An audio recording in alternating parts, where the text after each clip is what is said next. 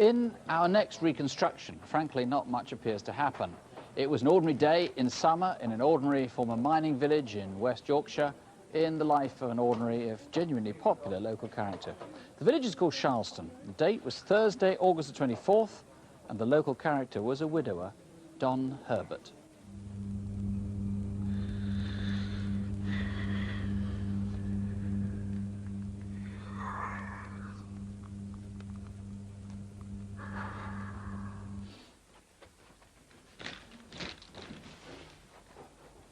My granddad lives on his own.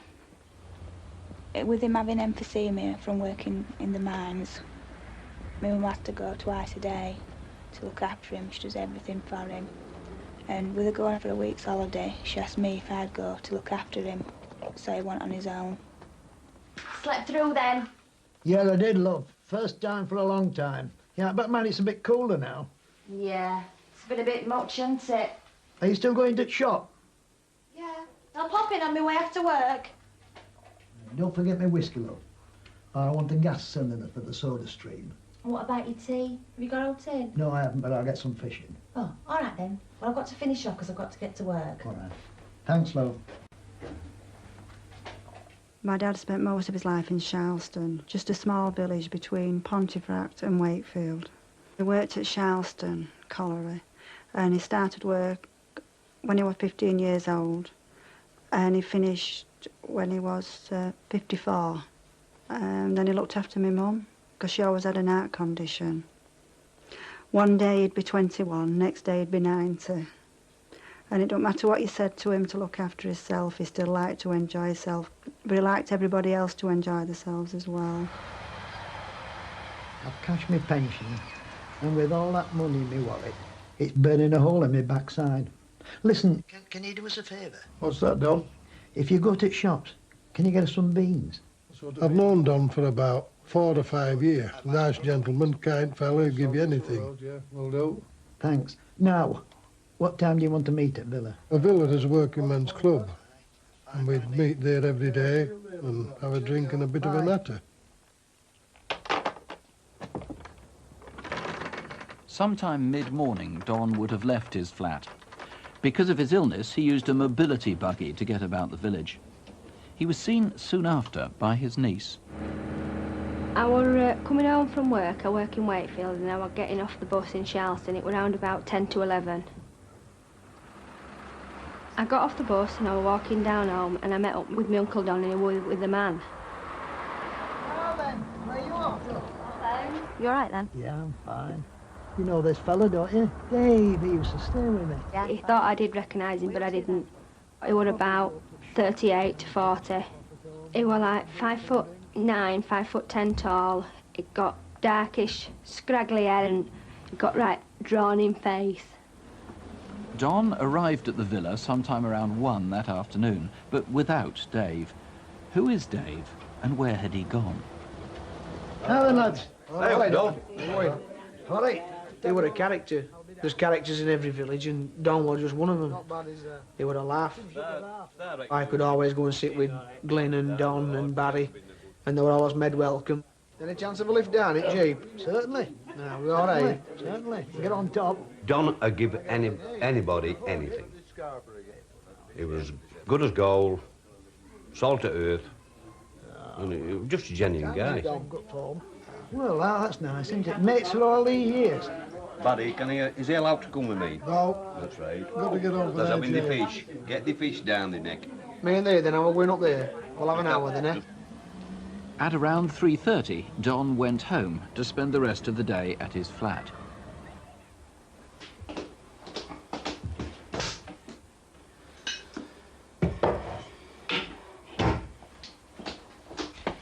Do you know you had me fetch that bottle of whiskey? Yeah.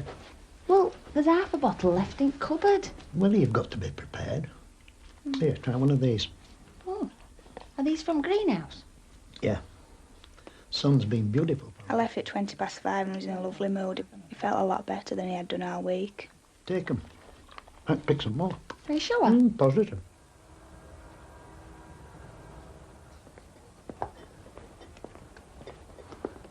You all right, Don? Oh, yes, fine. That's Here's good. your wine. Right, thank you. You want some of these for wife?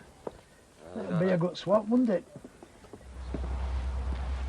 That evening, a resident saw a man walking in the close a few yards from Don's house.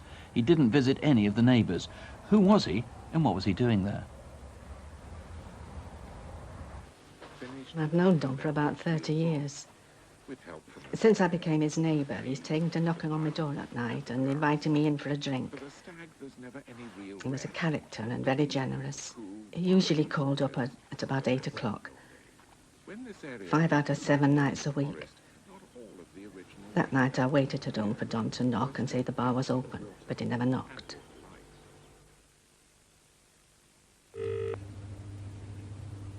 Still no answer? No. I've been ringing long enough. I'm getting a bit worried now. I think I ought to go up and see if it's okay. Yeah, I think that'll be the best.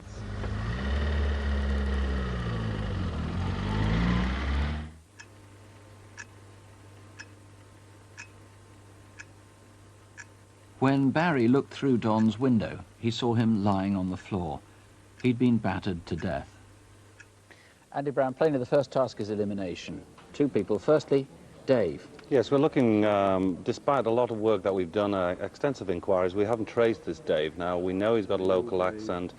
We know that Don knew him and had said that he'd stayed with him previously, so someone in Charleston should know who he is. We haven't traced him yet. We need to trace him and eliminate him. And the chap in the black tracksuit in the close. We're obviously interested in him because at 10 to 7, 20 to 7, that's the relevant time as far as we're concerned.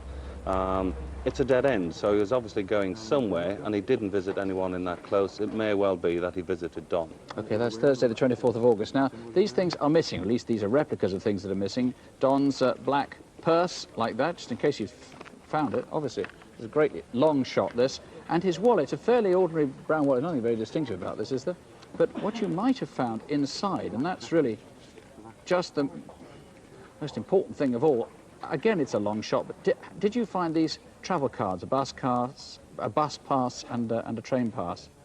Now, presumably the most important thing is anybody who knew Don, anybody who knew his visitors, anybody who might have come into contact with him. We know that he had a lot of visitors to his home. People used to go there for a drink. Sometimes they'd go down there to sell him things. We know he's bought things, not things that he would always need himself. He has loaned money, normally he would get it back, but there's a host of reasons why someone would go there. We need anyone that's been to his house to contact us. There is a reward. Crime Stoppers have put up a reward of £5,000. We need the information. Mr. Brown, thank you. If there's anything you know, anything that you can add, there's the number. It's a free call here to the studio. Or you can ring the incident room direct. That's a free phone number, 0800 318 001. 0800 318 001.